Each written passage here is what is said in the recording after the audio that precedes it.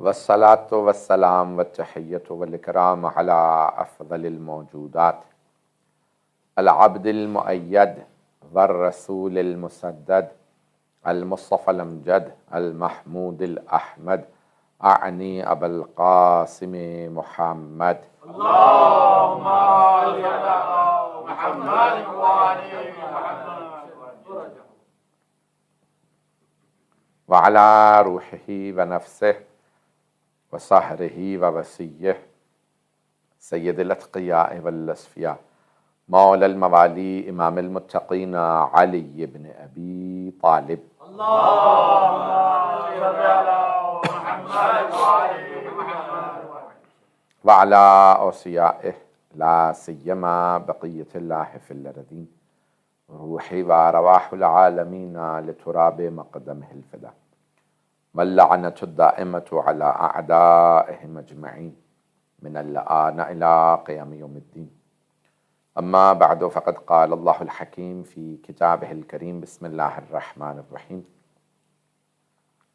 ثم أنتم هؤلاء تقتلون أنفسكم وتخرجون فريقا منكم من ديارهم تظاهرون عليهم بالإثم والعدوان وإن يأتوكم أسارى تفادوهم وهو محرم عليكم إخراجهم أفتؤمنون ببعض الكتاب وتكفرون ببعض فما جزاء من يفعل ذلك إلا خزي في الحياة الدنيا ويوم القيامة يردون إلى أشد العذاب. محمد وآل محمد بآواز بلند صلوات. اللهم صل على محمد.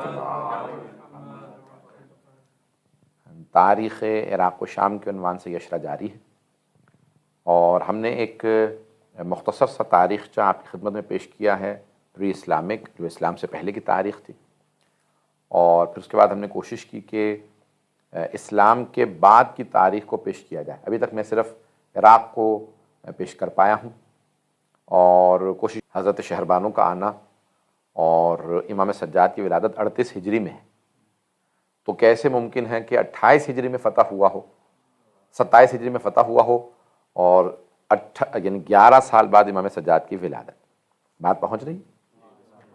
تو وہ کہتے ہیں کہ وہ 27 ہجری میں نہیں 37 ہجری میں فتح ہوا، تو ایک دانت جو ہے وہ گر گیا دو سے، وہ کیونکہ عربی میں 27 اور 37 جو ہے وہ 3 اگر آپ دیکھیں تو اس کا وہ کہتے ہیں کہ یہ ایک دانت یا گر گیا ہے یا گرا دیا گیا ہے۔ تو ایران جو ہے وہ فتح ہوا جناب امیر کے زمانے میں۔ بہرحال اب یہ مجھے اس سے بحث نہیں ہے، لیکن یہ دور جناب امیر علیہ السلام کا، پھر اس کے بعد اگر آپ دیکھیں تو بنو امیہ کا جو کیپٹل رہا، کیونکہ جو فاؤنڈر ہے بنو امیہ کی خلافت کا اس کا نام ہے معاویہ ابن ابی سفیان، وہ فاؤنڈر کہا جاتا ہے اس کو بنو امیہ کی خلافت کا۔ حالانکہ دیکھا جائے تو تیسرے خلیفہ بھی بنو امیہ میں سے تھے، لیکن کیونکہ اب جو لوگوں نے مسلمانوں نے اہل سنت نے زیادہ تر خاص طور سے جو خلافت کا دور ہے اس کو جو نام دیے ہیں خلفائے راشدین، پھر بنی امیہ، پھر بنی عباس، اور پھر بہرحال جو مغلوں کا اس کا جو منگول جو ہیں یہ چنگیز خان، اور اس کے بعد کا جو دور ہے پھر وہ دور آ جاتا ہے، اور پھر جو دور ہے وہ تمام ادوار پھر ایرانی بادشاہوں کے ادوار آتے ہیں، اور پھر ایرانی بادشاہ میں چلیں تھوڑا سا تاریخ سے جلدی پیش کر ہی دوں۔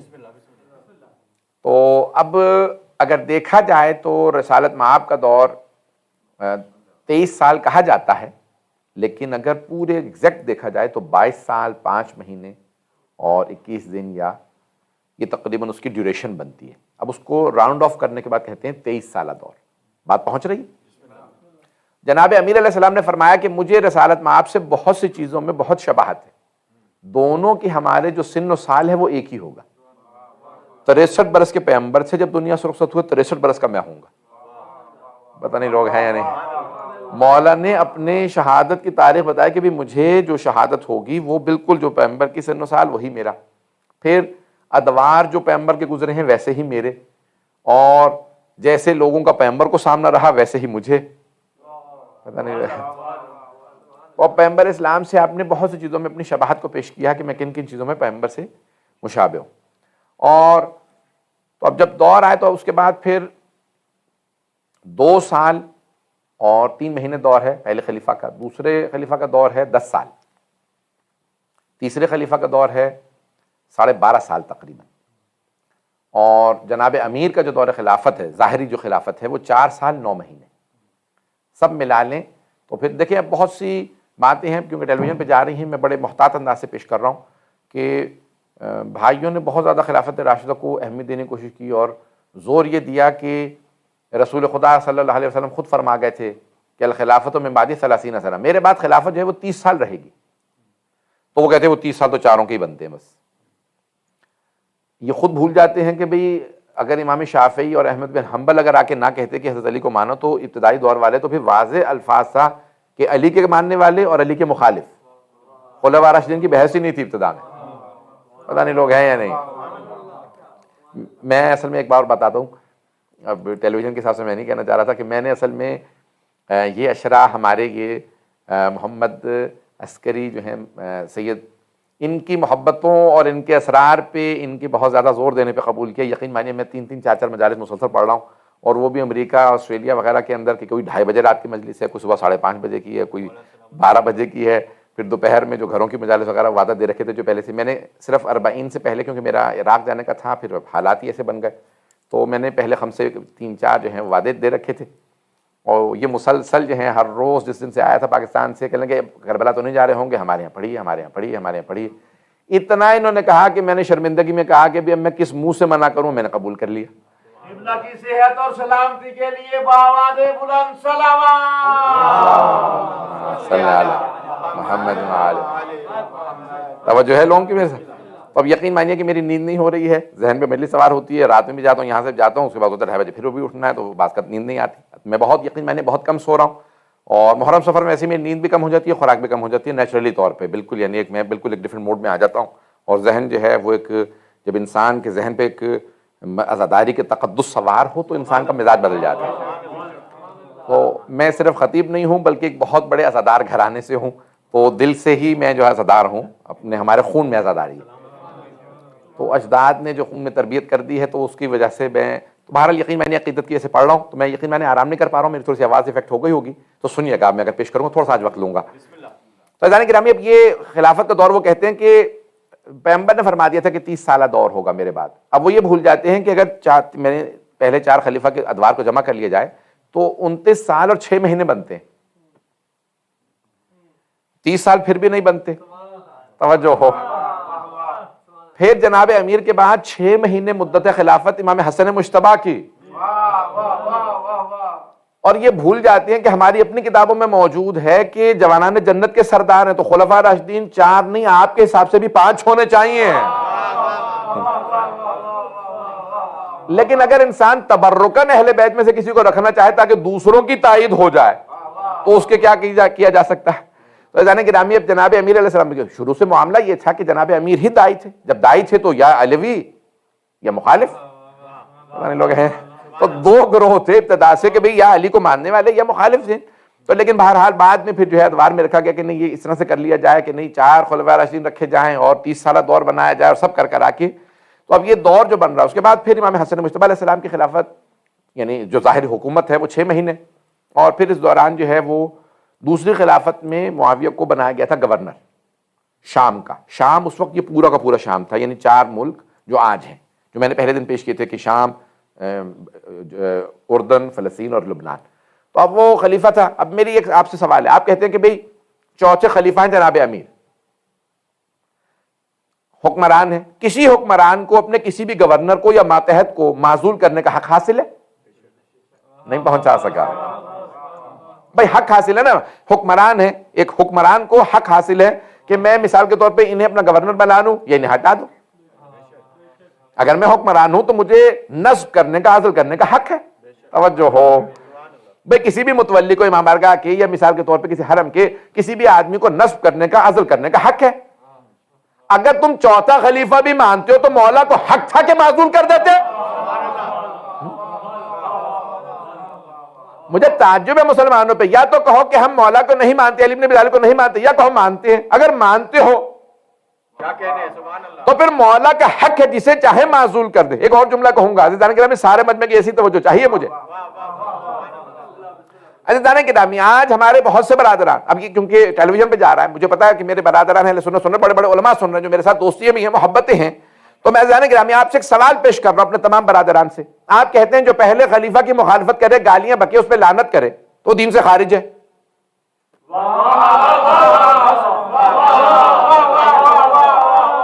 پھر آپ سے پوچھا جائے کہ اگر دوسرے خلیفہ کو گالیاں بکے, لانتے کرے, ان کو برا بلا کہے, تو اس کے متعلق کیا خیال رکھا, وہ بھی دین سے خارج ہے. اور اگر کوئی تیسرا, بھائی آج پاکستان میں مسئلہ کیا کھڑا, یہی تو مسئلہ کھڑا. تو کہتے ہیں تیسرے خلیفہ کی جو مخالفت کرے, جو ان کو نہ مانے, انہیں گالیاں بکے, ان پہ لعنت کرے, وہ دین سے خارج. اب آئیے ذرا پوچھو, اچھا آپ لوگوں نے قانون بنایا کہ پہلے 3 خلفاء کو اگر کوئی نہ مانے, مخالفت کرے, گالیاں بکے, لعنت کرے, تو دین سے خارج. آپ خود ہی کہتے ہیں خلفاء راشدین ہیں 4, تو پھر چوتھے سے متعلق کیا اصول ہے؟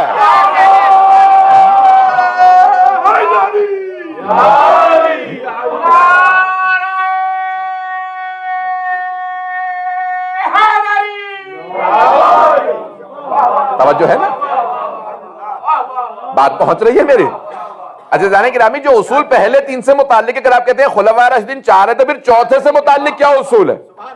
اچھا, اب تک تو میں بحثیں پیش کرتا رہا کہ بھئی آپ کی تمام تاریخ کی کتابوں میں ابن کثیر تب نے اپنی تہذیب و تہذیب اپنی کتابوں کے اندر لکھا ہے کہ بھئی معاویہ جناب امیر علیہ السلام کی توہین کرتا تھا. اب اس سال میں باقاعدہ ویسے ہی مطالعہ کر رہا تھا, تو مجھے اس سال صحیح بخاری تک میں مل گیا یہ حوالہ. اور کئی مرتبہ ان کے بڑے بڑے بزرگ علماء سے جب میں نے کہا بھئی حوالے موجود ہے, کہتے ہیں یہ تاریخ کو نہیں ہم مانتے, تاریخ کی کتابیں ہیں. میرے بھائی آپ کے مورخ ہیں, یہ ہمارے مورخ تو نہیں ہیں. پتہ نہیں لوگ ہیں یا نہیں ہیں. بھائی طبری ہمارے مورخ نہیں ہیں, یہ آپ کے ہیں. ابن کثیر آپ کے مورخ ہیں. یہ اتنے بڑے بڑے, سب سے زیادہ آپ کہتے ہیں ابن کثیر سب سے مستند ہے. تو ان تک نے تو لکھ دیا کہ عمر ابن عاص نے کہا بھی تو حج پہ آیا ہوا ہے, احرام باندھ رکھا ہے, تو پھر بھی علی کا نام لے لے کے گالیاں بک رہا. تو یہاں باقاعدہ حج پہ بھی جا رہے تھے تو توہین. اب یہ مجھے اتفاقاً مل گیا, خود صحیح اسی سال ماہ رمضان کے اندر دوبارہ مطالعہ کر رہا تھا جناب امیر کے مناقب اور سب کچھ دیکھتے داکھتے, دوبارہ اتفاقاً کرتے کرتے پتہ چلا صحیح بخاری میں بھی موجود ہے. تو وہ برادران جو مجھ سے بحث کر رہے تھے کہ ہم تاریخ کی کتابوں کے حوالوں کو نہیں مانتے, حدیث سے دکھاؤ, تو صحیح بخاری میں ہے. صحیح بخاری میں ہے کہ جناب امیر علیہ السلام کا نام لے کے توہین کی جاتی تھی. تو اب یا تو کہو کہ بھی پہلے 3 کے متعلق بھی اصول نہیں ہے, اور اگر ہے تو پھر چوتھے کے متعلق بھی اصول مانو. لیکن کیونکہ چوتھے سے متعلق بڑے بڑے بزرگ, مرد بھی اور لعنت اور بڑے سے زیادہ تو یہ ہے کہ بھئی مقابلے پہ نہ آؤ, جنگیں نہ کرو, اور توہین نہ کرو, مخالفت نہ کرو, گالیاں نہ بکو. تو عزیزان گرامی, جو پہلے 3 سے متعلق اصول ہے, اگر 4 مانتے ہو تو پھر چوتھے کے متعلق وہی اصول بناؤ. بات پہنچ رہی ہے عزیزان گرامی؟ اگر بات واضح ہوگی تو آگے بڑھ جاؤں. تو عزیزان گرامی, اب یہ تمام اصول ہیں, ضوابط ہیں, قواعد ہیں, تو تاریخ کے قوانین. اچھا, جو اصول خود بناتے ہیں وہ خود بھول جاتے ہیں کہ ابھی ہم نے یہ اصول بنایا. ابن خلدون نے مقدمہ تاریخ لکھا, پھر اس کے بعد تاریخ ابن خلدون مشہور ہے. ابن خلدون کا بہت بڑا نام ہے, صرف مورخ نہیں ہے, سوسیولوجی سے. اس زمانے میں جب سوسیولوجی کا تصور ہی نہیں تھا, انہوں نے پوری کی پوری سب چیزیں لکھی. مقدمہ تاریخ لکھا, اس کے بعد جب تاریخ لکھی تو خود ہی بھول گئے مقدمے میں نے کیا لکھا. آپ کہیں گے کسی کو تو چھوڑ دو. آج پتہ نہیں سارا دن کیسا گزرا ہے کہ آج جو ہے وہ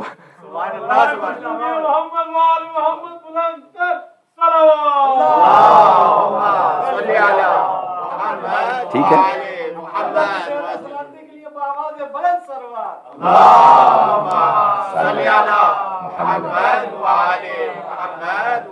یقین مانی 14-5واں دن ہے, اسی طرح سے آرام نہیں کر پا رہا ہوں, لیکن پیش کر رہا ہوں کہ وہ ابن خلدون خود ہی یاد رکھ لیتے میں مقدمے میں کیا کچھ لکھ کے آیا ہوں. تاریخ لکھو تو کیسے لکھو. جب انہوں نے ساری تاریخ لکھی تو تاریخ میں ثابت یہ کرنے کی کوشش کی کہ جناب امیر سے جن جن لوگوں کی جنگ تھی وہ دین کی نہیں تھی, خاندانی جنگ تھی. پتہ نہیں لوگ ہیں یا نہیں ہیں. وہ کہتے ہیں خاندانی جنگ, خاندان تو سمجھتے ہیں نا, یہ اردو کا لفظ ہے بھائی. خاندانی جنگ تھی, بنی ہاشم سے جنگ تھی. میں کہتا ہوں کہ جب جناب امیر کا معاملہ آتا ہے تو کہتے ہیں بنی ہاشم سے جنگ تھی, علی سے بدلہ لے رہے تھے. جب کربلا میں آتے ہو تو کہتے ہیں علی کا بدلہ لے رہے تھے. نہ جانے کلمہ گو کب تک بدلے لیتے رہے۔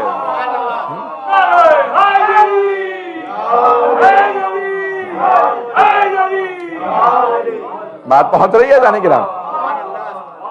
اب یہاں پہ پیش کر رہا ہوں آپ کے لیے کہ خود پیغمبر اسلام نے بھی جب کہا کہ قد جان الامر، یا اماں چچا جان اللہ کا حکم آ گیا ہے، فماذا عندک، تو آپ کی رائے کیا ہے؟ مسلمانوں نے یہی لکھا سب نے تاریخ میں کہ جناب رسالت میں آپ نے اپنے چچا سے پوچھا۔ اللہ اکبر! بھائی جب لکھ رہے ہوتے ہو تو کیا پڑھ کے سمجھتے بھی ہو یا ویسے ہی لکھ دیتے ہو؟ کہ ہم نے لکھا کیا ہے؟ فماذا عندک، یا چچا جان قد جان الامر، اللہ کا حکم آ گیا ہے۔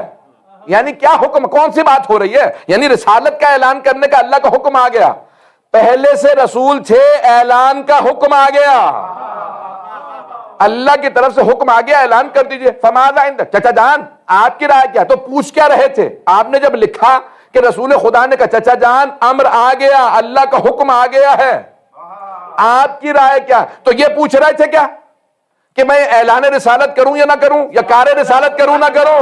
پتہ نہیں لوگ ہیں میں رسالت کا کام کروں نہیں کروں، شریعت پہنچاؤں نہیں پہنچاؤں، اعلان کروں نہیں، یہ پوچھ رہے تھے؟ نہیں، توجہ، یہ نہیں پوچھ رہے تھے کار رسالت کروں یا نہیں کروں، وہ تو کرنا واجب تھا، پوچھ رہے تھے کیسے کرو۔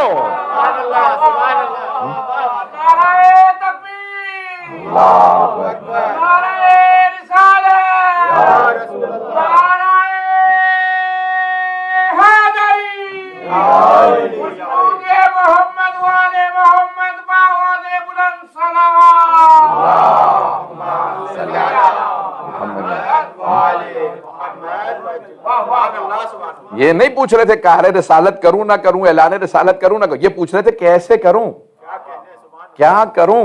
تو جناب ابو طالب نے کہا قل ما شئت، جو چاہیں کہہ دیجئے، جو چاہیں کر دیجئے، آپ کے چچا آپ کے ساتھ کھڑے ہیں۔ بھائی توجہ ہو، قل ما شئت، ہے میرے بھتیجے، جو چاہیں آپ اپنی رسالت کا اعلان کیجئے، کار رسالت شروع کر دیجئے، جیسے چاہیں کیجئے۔ ابو طالب آپ کے ساتھ کھڑا اور دو باتوں کی ضمانت دی، کہا جو ہاتھ آپ کی طرف بڑھے گا وہ ہاتھ توڑ دوں گا، جو زبان کھلے گی وہ زبان کھینچ لوں گا۔ بھائی کچھ لوگ تو پہنچ گئے ہیں، بھائی سارے بندے کی توجہ آخری آدمی تک۔ عزیزان گرامی، کسی کی مخالفت دو ہی چیزوں سے ہوتی ہے، یا زبان سے یا ہاتھ سے۔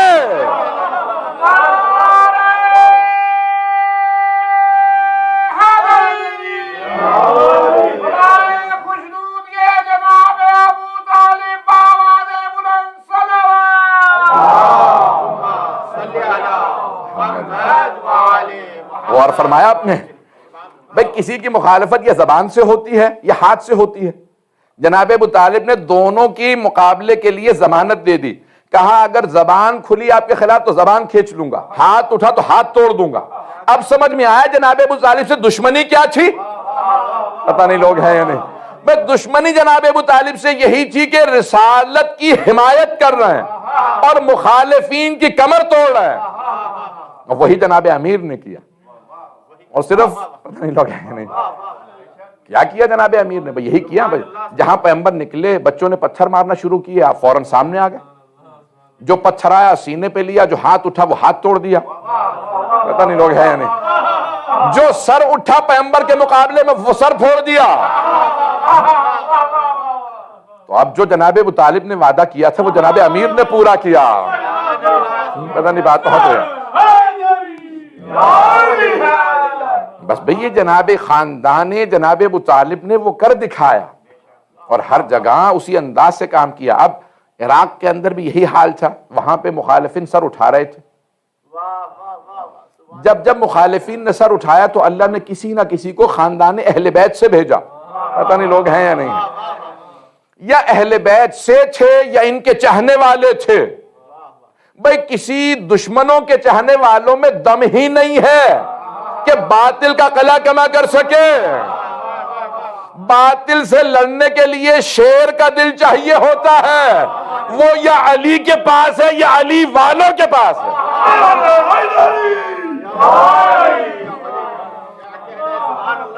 شیر کا دل یا علی والوں کے پاس ہے. اور یہ بڑے بڑے افراد دھونس دینے والے مجموع کے ہمیں دھونس نہ دو کہ ہم اتنی بڑی ریلی نکال لیں گے, ہم اتنا بڑا اجتماع کر لیں گے, ہم اتنا مجمع لے آئیں گے. ارے تمہیں نہیں پتا کربلا میں یزید سے بڑا کوئی لشکر لا سکتا ہے؟ عزیزان گرامی, جناب سید سجاد جب ایک مرتبہ پہنچے نا کوفے تو عبید اللہ ابن زیاد نے کہا خطبہ مت دیجیے گا, آپ کو خطبہ دینے کی اجازت نہیں. مولانا نے کہا کیوں, کون روک لے گا مجھے؟ پتہ نہیں لوگ ہیں یا نہیں. مولانا نے کہا کون روک لے گا مجھے؟ مولا سید سجاد گلے میں توق ہے, ہاتھوں میں زنجیریں, پاؤں میں بیڑیاں. مولانا نے کہا کون روک لے گا؟ کہا میں رکواؤں گا, جلاد میرے پاس, فوج میرے پاس. مولانا نے کہا اتحدثنی بالموت یا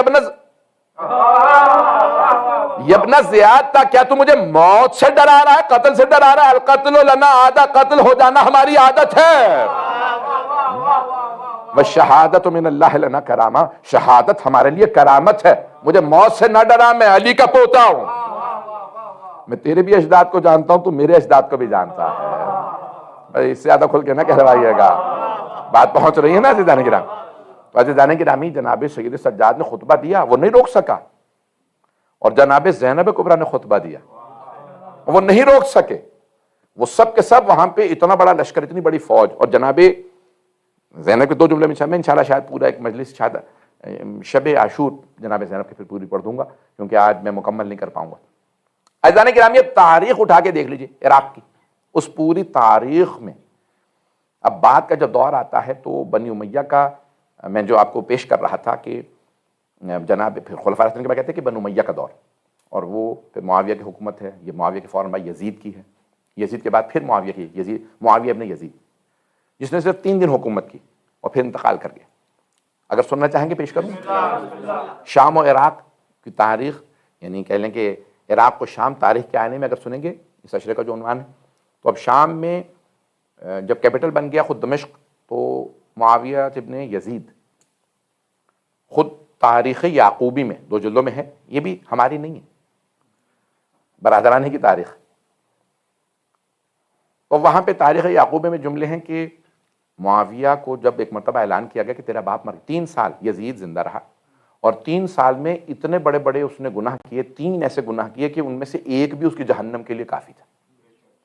پہلے سال 61 ہجری میں مولا حسین کو شہید کیا, 62 ہجری میں مدینے کو تاراج کر دیا, اور تیسرے سال خود خانہ کعبہ پہ اس نے حملہ کیا. منجنیق سے اس کے جرنیل نے خانہ کعبہ پہ باقاعدہ پتھر برسائے, آگ لگا دی, ستر کعبہ چل گئے, اور خانہ کعبہ کی دیواریں معاذ اللہ استغفر اللہ علیہ, یعنی آپ سوچ سکتے ہیں کہ کیسے کیسے ملعون لوگ.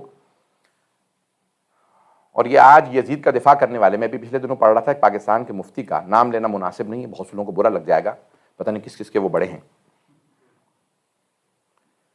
کہ وہ کہہ رہے تھے کہ نہیں, یہ میں نے ہمارے بزرگوں سے نہیں دیکھا کہ کسی نے یزید پہ لعنت کی ہو اور کہا ہو کہ یزید واقعا ملعون ہے. ہمارے ہاں روایات میں نہیں ہے کہ وہ شرابی تھا, یہ شیعوں کی کتابوں میں ہے. اور تو بھی شیعوں کی کتابوں میں کس سے ہے؟ خود مولا حسین سے ہے. پتہ نہیں لوگ ہیں یا نہیں. خود مولا سجاد سے ہے. جب خود مدینے میں مولا حسین علیہ السلام نے خطبہ دیا یزید کے خلاف, تو اس میں کہا کہ مروان و ولید جب بیعت طلب کر رہے تھے, کہا کہ کون یزید؟ شارب الخمور. مولا نے کہا شرابوں کا پینے والا, انواع اقسام کی شرابیں منگانے والا, شارب الخمور, خمر نے کہا خمور. لاعب القمار, جواری, جوا کھیلنے والا. معلناً بالفسق, کھلم کھلا فسق و فجور کرنے والا. مولا نے فہرست گنوائی ہے اس کے گناہ کی, اور آج یہ کہہ رہے ہیں کہ نہیں اس کے متعلق مسلم نہیں ہے, اور نعرے لگائے جا رہے ہیں. تو یہ یزید کا کردار خود اگر آپ کو نہیں معلوم تو اس کے بیٹے سے پوچھ لیجئے, اپنی تاریخوں میں پڑھ لیجئے. اولاد سے زیادہ ماں باپ کو کوئی نہیں جانتا. وہ گھر میں سب کچھ دیکھ رہے ہوتے ہیں. اگر میں جملے کہوں گا سخت تو بہت معذرت کے ساتھ, کیونکہ ٹی وی پہ جا رہے ہیں, نہیں تو وہی مجھے تو پرواہ نہیں ہے. تو عزیزان گرامی, اب ایک مرتبہ معاویہ ابن یزید نے کہا, یزید کے بیٹے معاویہ نے ایک مرتبہ خطبہ دیا اور روتے ہوئے خطبہ دیا. کہا کہ میرے باپ کے دادا نے رسول خدا کے خلاف ہمیشہ ظلم و جور کو روا رکھا. یعنی ابو سفیان کا کہہ رہا نسل ہے. کہاں اور اس نے کیا کچھ کیا اور کس قسم کے اس نے مظالم ڈھائے, اور حضرت حمزہ کی شہادت کے اندر اس خاندان کا حصہ تھا, بڑے بڑے حضرت عبیدہ کی جو رسول خدا کے چچا, یہ سب کے سب شہید ہوئے. کہا ان کی شہادتوں کے اندر ان کا ہاتھ. پھر کہا وہ بھی گیا ہی نہیں تھا کہ میرے دادا نے، یعنی اس کے یعنی یزید کے باپ نے کہا کہ اس نے جناب امیر کے خلاف بے انتہا مظالم ڈھائے، جنگیں کی، ممبروں سے مولا کا نام لے کے توہین کی. اور کہا کہ جب وہ گیا تو پھر یزید آ گیا، یعنی اپنے باپ کے متعلق کہا اور اس نے حسین ابن علی کو شہید کر دیا. مجمع رونے لگا. اس نے کہا میں وہ مظالم نہیں کرنا چاہتا جو میرے باپ دادا پردادا نے کیے، اور میں یہ حکومت، یہ ہند کا اثر تھا. پتہ نہیں لوگ ہیں یا نہیں، یہ یزید کے خون کا اثر نہیں تھا، وہ جو زوجہ کے اندر اہل بیت کی محبت تھی. اس نے کہا کہ میں اس خلافت سے انکار کرتا ہوں. اس نے ٹھوکر مارا اس تاج کو اور وہ پھر مر گیا. بہرحال پھر اس کے بعد اسی خاندان کے کزنز وغیرہ سب، مروان اور پھر مختلف لوگ حکومت میں ایک کے بعد دیگری آتے رہے. ہشام نے حکم، عبد الملک ابن مروان، پھر ایک پوری فہرست ہے خلفاء کی. چل رہا ہے نا میرے ساتھ لوگ؟ تو کچھ عرصے شام کیپٹل رہا، پھر دوبارہ منتقل کر کے مدینہ کیپٹل بنا دیا گیا بنو امیہ کی طرف سے، کیونکہ بہت سے ایسے نام ہیں کہ جو مدینہ ہی میں تھے، پھر انہوں نے کیپٹل چینج کیا. لیکن جب چینج کرنا چاہا تو وہ سیٹلمنٹ نہیں ہوئی، اور اس کے بعد ان میں آپس میں لڑائیاں جھگڑے شروع ہو گئے، اور کوفہ سینٹر رہا، اور اس دوران پھر مسلسل تحریکیں اٹھتی رہیں شیعوں کی طرف سے اور اہل بیت کے چاہنے والوں کی طرف سے اور بہت سے مخالفین کی طرف سے، لیکن اہل بیت کے نام پہ. تو مختلف تحریکیں اٹھی ہیں بنو امیہ خلاف. اب ایک پوری فہرست ہے تحریکوں کی. تو شام انہوں نے اپنا کیپٹل بنائے رکھا، واپس مدینہ لے جانا چاہا، لیکن مدینہ کے اندر پھر آل محمد علیہ السلام کے چاہنے والے ایسے تھے کہ جو پھر انہیں برداشت نہیں کرتے تھے. تو پھر یہ واپس دمشق آ گئے. کوفہ پھر انہوں نے بڑا تمرکز رکھا، اور پھر اگر آپ دیکھیں تو وہیں پہ ان کے خلفاء کی قبور، یعنی قبریں وہیں. پھر بہرحال چھٹے امام کے دور میں، بہرحال پانچویں امام کے دور میں، چوتھے امام کے بعد سے شورشیں شروع ہو گئی تھی عراق میں، مدینہ میں بھی، لیکن زیادہ عراق میں، کیونکہ کربلا میں امام حسین علیہ السلام کی شہادت ہوئی اور وہاں پہ پھر بہت زیادہ تحریکیں اٹھی. میں پوری تاریخ کو جلدی جلدی پیش کر رہا ہوں. چلنا چاہیں گے نا؟ اب کیا کروں کہ اب کی تاریخ کے جو محمد والے محمد باواز بلند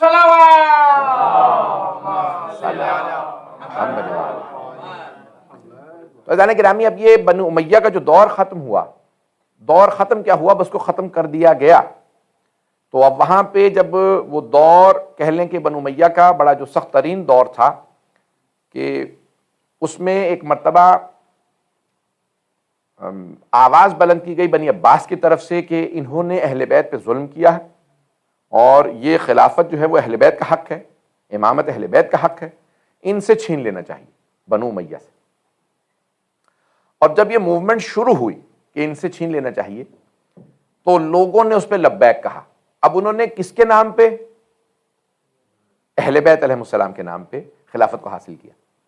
لیکن جیسے خلافت مل گئی، عبداللہ صفا پہلا ان کا خلیفہ تھا، عبداللہ سے ابو العباس اس کی کنیت تھی، تو انہوں نے فوراً، جیسے آپ جانتے ہیں دنیا کے اندر اصول یہی ہیں کہ حکمران کوششیں کرتے رہتے ہیں یا سیاستدان کہ ہم کسی طرح سے حکومت میں آ جائیں. سیاستدان کوششیں کرتے ہیں، اور جب حکومت میں آ جاتے ہیں تو ان کی دوسری کوشش یہ ہوتی ہے کہ اسی کو باقی رکھا جائے، کسی اور کو حکومت نہ دی جائے.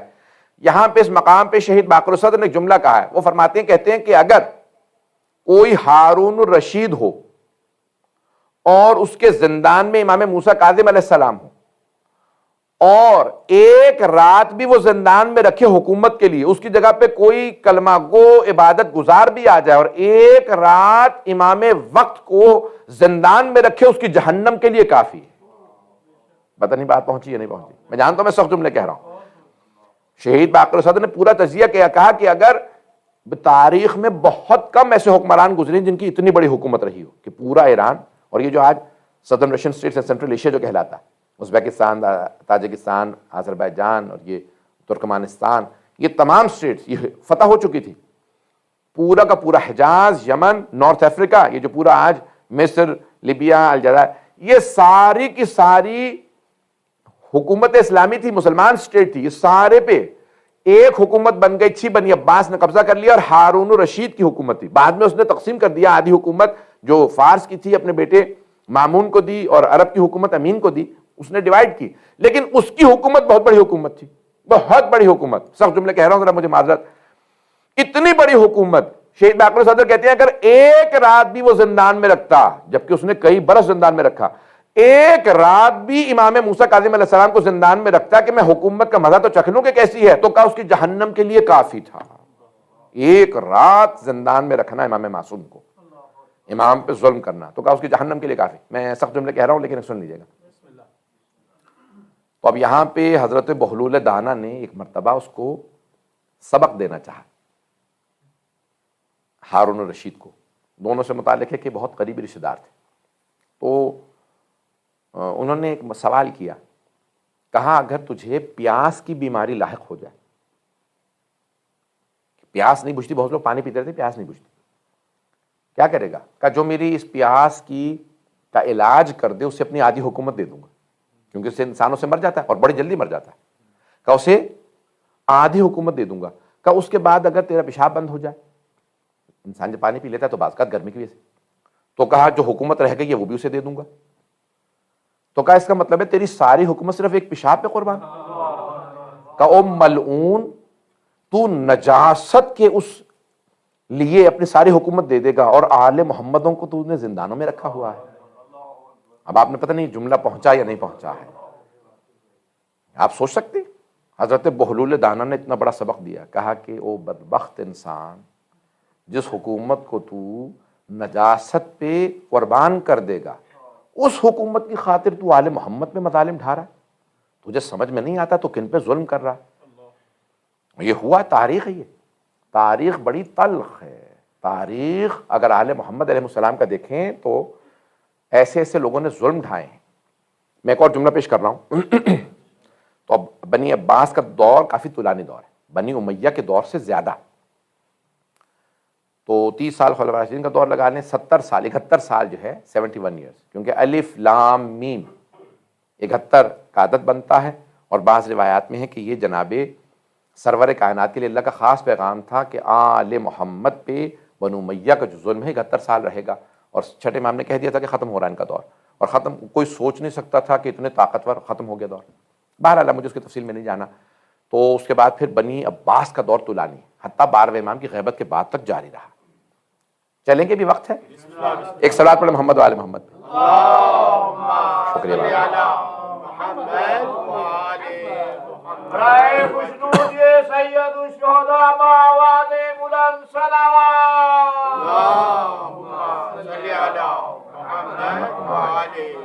بس بھئی میں نے بہت زحمت لے لی، 10 سے 15 منٹ کی زحمت دوں گا اور آپ کو۔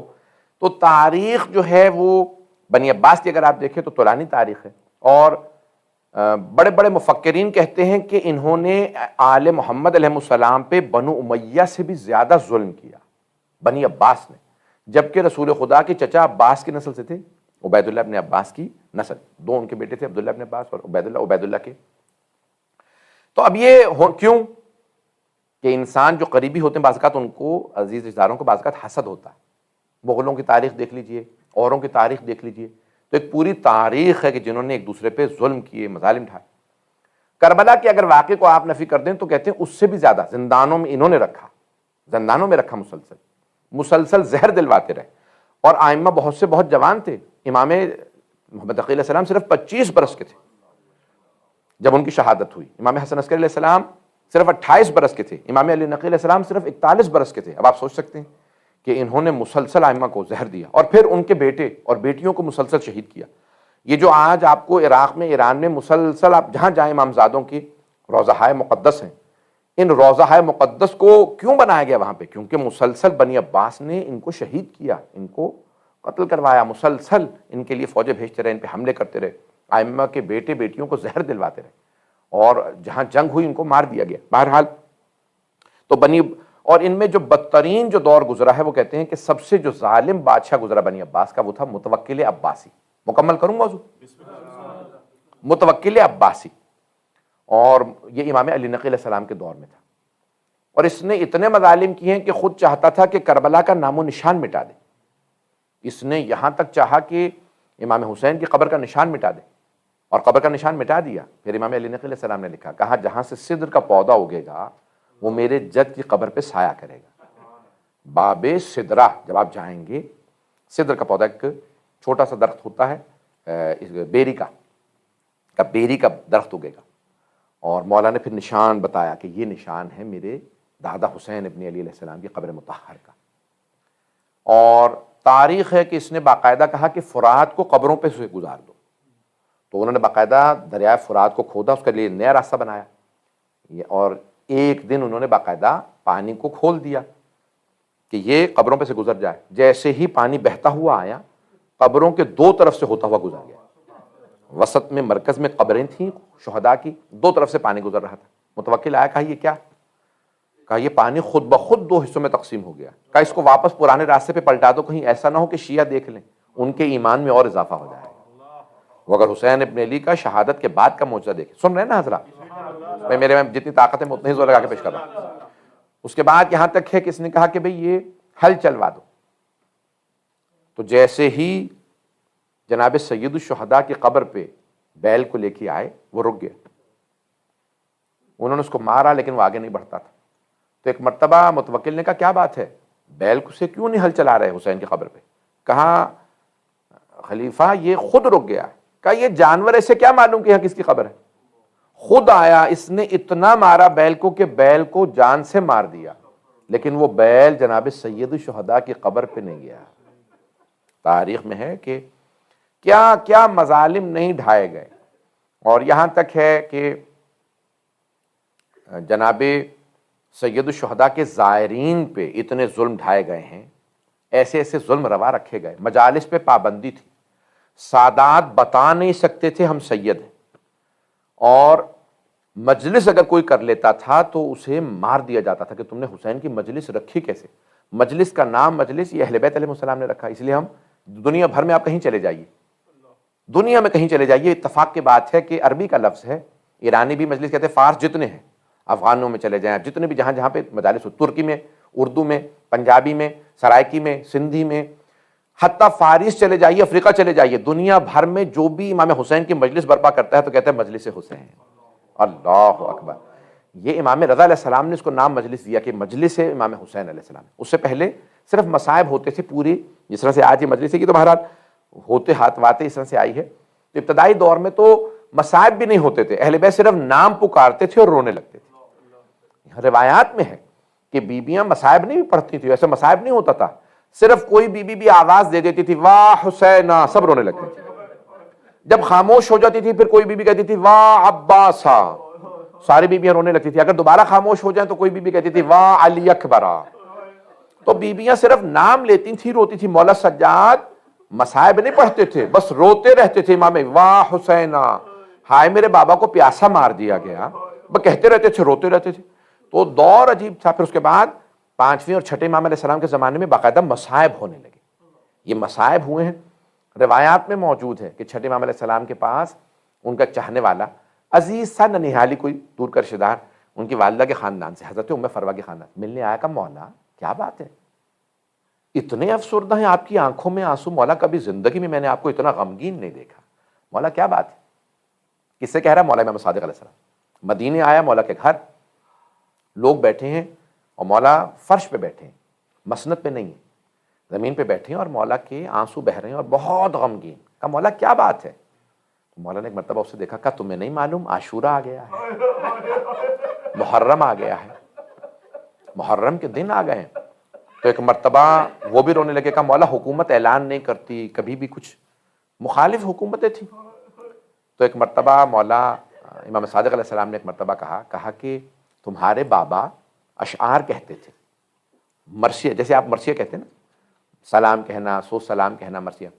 तो कहा कि तुम्हारे वालिद अशआर कहते थे, अहले बैत की शान में मनक़बत भी कहते थे, गम के भी अशआर कहते थे, तुम भी कहते हो? कहा का तुमने को मेरे जद हुसैन के लिए कहा है, को मरसिया कहा?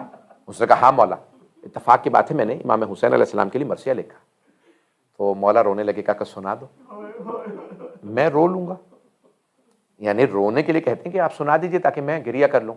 तो उसने कहा ठीक है मौला सुनाऊं। मौला ने कहा नहीं भी रुक जाओ, खादिम को बुलाया, कहा जरा पर्दा खींच दो, मेरी माँ से और बहनों से कहो मजलिस होने आज रोको मल्लाह, आज रोको मल्लाह। तो एक मरतबा इमाम सादिक अलैहिस्सलाम ने फरमाया जरा मेरी वालिदा से बता, कौन है इमाम की वालिदा? हजरत उम्मे फरवा। بنت قاسم بنت محمد ابن ابی۔ تو اب ایک مرتبہ کہا ذرا میری والدہ، پردہ کھینچا، خادم نے ایک مرتبہ پردہ لگایا اور امام علیہ السلام خود تشریف فرمائے، دیکھ رہے ہیں کہ مولا کی والدہ آئیں، بہنیں، بیٹیاں، آپ کی زوجہ سب آ کے بیٹھ گئے۔ اب مولا علیہ السلام نے فوراً کہا، مرثیہ پڑھنے والے سے کہا اب مرثیہ سناؤ، میری والدہ آ گئی۔ اچھا کیونکہ ظاہراً یہ میں کہہ رہا ہوں کہ وہ مولا کی والدہ کے خاندان سے تھے شاید، تو انہوں نے جب مرثیہ پڑھنا شروع کیا نا تو مولا تو رو رہے تھے۔ آپ جانتے ہیں نا کہ خواتین اونچی آواز سے گریا کرتی ہیں، تو اب روایت کے الفاظ ہیں کہ مولا کی والدہ کی آواز آنے لگی، تو اس نے مخاطب ہو کے کہا مولا کی والدہ سے، یا ام فروا اگر آپ زیادہ روئیں گی نا تو آپ کا بیٹا صادق آل محمد آپ کو گلے لگائے گا، آپ کو پیار کرے گا، دلاسا دے گا، تسلی دے گا، آپ کے بیٹے آپ کو تسلی دیں گے۔ امام صادق کہیں گے اماں بس کیجئے، لیکن اے ام فروا جب آپ کی پھپھیاں رویا کرتی تھیں، اے ام فروا جب آپ کی پھپھیاں رویا کرتی تھیں انہیں تازیانے مارے جاتے تھے۔ بس ایک مرتبہ امام کی والدہ اور زیادہ رونے لگیں، خود مولا امام صادق بلند آواز سے رونے لگے۔ ایک مرتبہ مدینے والے سارے کے سارے مولا کے دروازے پہ جمع ہو گئے، کیا بات ہے، کوئی وفات ہو گئی ہے، یہ سب اتنا کیوں رو رہے ہیں امام صادق کے گھرانے والے؟ جانتے ہیں کیا روایت کے الفاظ ہیں؟ امام نے دروازے کو دیکھا اور کسی آدمی سے کہا الباب الباب، دروازہ بند کر دو، دروازہ بند۔ کہا کیوں مولا؟ کہا میرا بیٹا بے ہوش ہو کے گر گیا ہے۔ اب یہاں یہ نہیں معلوم کون سا بیٹا بے ہوش ہو، لیکن میرا دل کہتا ہے ہو نہ ہو امام موسیٰ کاظم علیہ السلام ہوں گے، کہ امام کے صاحبزادے بے ہوش ہو گئے رو رو کے، کس پہ؟ مصائب پہ، کہ ہائے میرے جد حسین مارے گئے، ہائے میری پھوپھیوں کو تازیانے مارے گئے۔ اجرکم اللہ۔ بس میں تھوڑے سے مصائب اور پڑھنا چاہوں گا، میرے ساتھ چلیے گا۔ میں پیش کر رہا تھا کہ متوکل نے بڑے مظالم ڈھائے، لیکن کیا کرو روایات پیش کروں گا تو اب 8ویں امام کے دور میں سے کہا گیا مجلس ہے، متوکل بہت مظالم ڈھاتا تھا۔ اس نے کہا جو بھی حسین کی زیارت کے لیے جائے نا تو اسے ٹیکس لگا دو، اتنے پیسے لگاؤ کہ فقیر ہو جائے، غریب ہو جائے۔ لوگ اپنے مکان بیچ بیچ کی زیارت کے لیے جاتے تھے۔ ہاں زائرین کم ہو گئے تھے، کم لوگ جاتے تھے، لیکن پھر بھی زائرین جاتے تھے، یہاں تک کہ اس نے کہا اب جو زائر جائے نا اس کا ایک ہاتھ کاٹ دینا، یہ خود بخود زیارت بند کر دیں گے۔ یہاں تک لکھا ہے کہ ایک مرتبہ ایک بوڑھی خاتون آئیں، جیسے ہی پل بغداد پہ پہنچی انہوں نے کہا کہ او بوڑھیا جانتی نہیں ہو ہم ہاتھ کاٹتے ہیں؟ کہا ہاں جانتی ہوں۔ کہا پھر بھی زیارت کے لیے جاؤ گی؟ کہا ہاں۔ کہا پھر اپنا ہاتھ نکالو۔ جیسے انہوں نے اپنا ہاتھ رکھا تو انہوں نے کہا نہیں ہم الٹا ہاتھ نہیں کاٹتے، ہم سیدھا ہاتھ کاٹتے ہیں۔ تو اس خاتون نے ایک مرتبہ مؤمنہ نے فرمایا، کہا کہ پچھلے سال تم میرا سیدھا ہاتھ کاٹ چکے ہو، سیدھا ہاتھ تو تم پچھلے سال کاٹ چکے ہو، اب الٹا ہی ہاتھ میرا باقی رہ گیا ہے۔ بڑی بڑی زحمتوں سے لوگوں نے زیارتیں کی ہیں، یہاں تک ہے کہ بعض اوقات دو افراد جاتے وہ ایک کو قتل کر دیتے تھے، ایک کو مار دیتے، پھر کہتے۔ اب تاریخ بغداد پہ یہ واقعہ درج ہے، اور میں نے پڑھا تھا چند برس پہلے تو بہت سے لوگوں نے حوالہ جات مانگے، پھر میرے دوستوں نے متعدد حوالے 5 حوالے نکال کے دیے اس واقعے کے لیے۔ بڑے بڑے جید علماء نے اس کو پڑھا ہے کہ امام حسین کے متوکل کا دور، امام حسین کی زیارت پہ پابندی۔ ایک بوڑھی نابینا خاتون اپنے بیٹے سے کہنے لگی مجھے ایک مرتبہ میرے مولا حسین کی زیارت کرا دے، پتہ نہیں کب میرا دم نکل جائے بیٹا، میری اب نہ ٹانگیں چلتی ہیں نہ آنکھیں دیکھتی ہیں، بس مجھے ایک مرتبہ میرے مولا کی زیارت کرا دے۔ بیٹے نے ماں کو کپڑے میں باندھا، پشت پہ اٹھایا۔ ایک مرتبہ جب پل بغداد پہ پہنچا تو سپاہیوں نے متوکل کے پوچھا بھئی کہاں جا رہے ہو؟ تو اس خاتون نے کہا ہم مولا حسین کی زیارت کے لیے جا رہے ہیں۔ تو انہوں نے سپاہیوں نے کہا ہم ایک کا قتل کر دیتے ہیں، ایک جا سکتا ہے۔ انہوں نے اس مؤمنہ کو، بوڑھی خاتون کو بیٹے کے پشت سے اتارا، بیٹے کا گلا کاٹا اور اس کو فرات میں ڈال دیا۔ مؤمنہ نے کہا بھی میں چل نہیں سکتی، میں اپاہج ہوں، میرا بیٹا کہاں ہے؟ تو کہا ہم نے آپ کے بیٹے کو، تمہارے بیٹے کو قتل کر کے فرات میں ڈال دیا، اگر بلا سکتی ہو بلا لو۔ اب آپ جانتے ہیں نا بوڑھی ماں کے لیے جوان بیٹے کی موت برداشت کرنا بڑا مشکل کام ہے۔ جوان بیٹے کی موت برداشت کرنے کے لیے کسی زینب کبریٰ کا کلیجہ چاہیے، کسی لیلا کا دل چاہیے۔ بس بھئی اب ایک مرتبہ وہ مؤمنہ رونے لگی۔ جب انسان زیادہ پریشان ہوتا ہے نا تو بعض اوقات اس کی زبان سے کفریہ جملے نکل جاتے ہیں، وہ گستاخی کر دیتا ہے۔ اب مؤمنہ ایک مرتبہ رونے لگی، بہت روئیں، اور پھر روتے روتے ایک مرتبہ کہہ دیا، کہا میں حسین کی زیارت کے لیے جا رہی تھی، عباس نے میرا بیٹا لے لیا۔ بس یہ نہ جانے ان سے نادانی میں گناہ ہو گیا، کوتاہی ہو گئی۔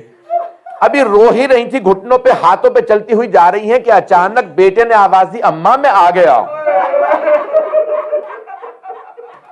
مومنہ نے سوال کیا، بیٹا کون ہے تیری آواز میرے بیٹے سے ملتی ہے؟ کہا اماں میں ہوں، میں آپ کا بیٹا، لیکن سپاہیوں نے کہا تھا انہوں نے آپ کو قتل کر کے فرات میں ڈال دیا۔ کہا ہاں اماں میں مر گیا تھا۔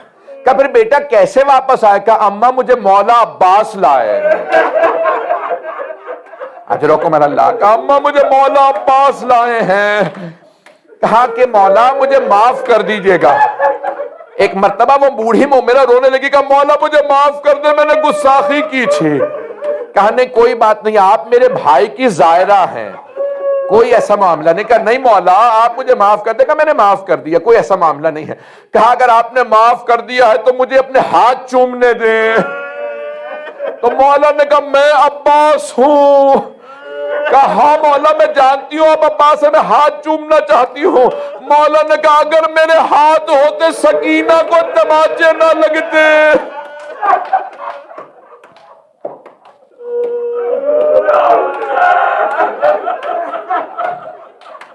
کہ میری بھتیجی سکینہ کو تماچے نہ لگتے۔ الا لعنت اللہ علی القوم الظالمین وسيعلم الذين ظلموا أي منقلب ينقلبون۔